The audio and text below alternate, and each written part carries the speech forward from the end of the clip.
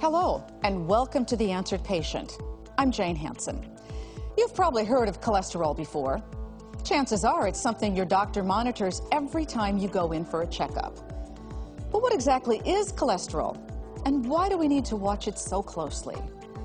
In this episode, we'll tell you about cholesterol, where it comes from, and what it means to have high levels of cholesterol in your blood. We'll also discuss the risks associated with this common condition and what you can do to manage your cholesterol levels.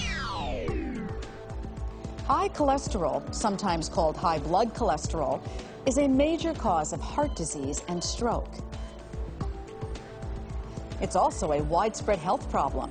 The American Heart Association estimates that almost 40 million Americans have total cholesterol levels that put them at high risk of major health problems. And have you been doing your walking? I have. How far are you up to now? Cholesterol is a lipid, a soft, waxy fat produced by the liver. While too much of it is bad for your health, cholesterol is actually an important building block of the human body. We have to have cholesterol. You know, it's part of the cell membrane or the cell wall of all of our cells. You know, we have millions, probably billions of cells within our body, and it makes up the membrane or the wall of those cells.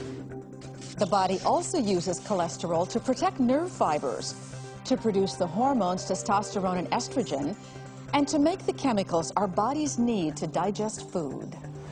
Cholesterol is distributed throughout the body via the bloodstream. If you have high cholesterol, it means you have excessive amounts of cholesterol in your blood. When this occurs, the circulatory system stores that extra cholesterol in your arteries, eventually damaging them. An excess amount of cholesterol circulating in the blood is going to deposit somewhere. When it begins to deposit initially, and it can happen as early as the age of 18, it just begins to lie down in the wall of the artery, in between the layers of the wall of the artery that make up the lining. Over time, cholesterol deposited in the arteries can grow into formations of what is called plaque. If left unchecked, plaque can cause arteries to narrow and harden, a condition known as atherosclerosis. Health problems related to atherosclerosis, such as heart disease, are the leading cause of death in the United States. Doctors have identified many factors that can contribute to high cholesterol. Some of them, like diet, weight, and exercise, are controllable. If you eat foods heavy in saturated fats and trans fats, if you are overweight or obese, or if you don't exercise regularly, you are more likely to develop high cholesterol. There are also some causes of high cholesterol that are beyond our control, like age, gender, and heredity. Most people naturally develop higher cholesterol as they age. Women tend to have an increase in cholesterol after menopause. And for reasons not totally understood, the liver in some people is genetically predisposed to produce unhealthy amounts of cholesterol. The best way to monitor your cholesterol is with a simple test called a lipid panel. High cholesterol is a fairly easy thing to pick up with a blood test, and we screen for cholesterol routinely now because it affects so many arteries in so many places. A lipid panel measures your LDL, known as bad cholesterol, your HDL, known as good cholesterol, your total cholesterol, and your triglycerides. You may be familiar with the terms good and bad cholesterol.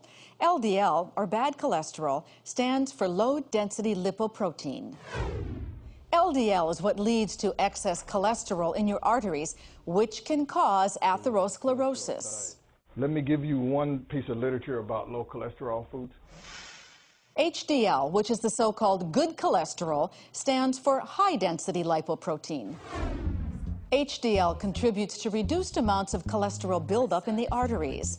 Higher levels of HDL cholesterol often mean a lower risk of atherosclerosis. The HDL is 41. Okay, that's good.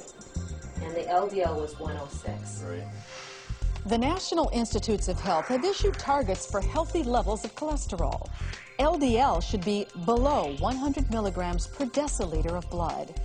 HDL should be above 40 milligrams, and total cholesterol should be less than 200 milligrams. Triglycerides are the final measurement taken in a lipid panel. Triglycerides are not cholesterol, but another type of fat found in the blood.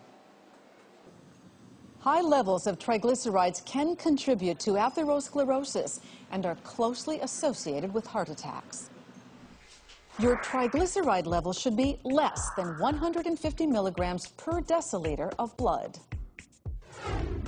While it can be difficult to fully appreciate the significance of these numbers, here's one statistic to keep in mind.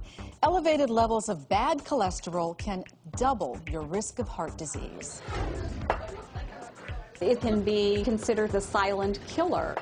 We have very strong data to show that higher cholesterol values means higher coronary heart disease rates and higher deaths from coronary heart disease. But if you have elevated cholesterol levels, remember, many treatment options are available. There's been studies to show that if we drive that LDL even lower, I can actually help you to live longer and healthier.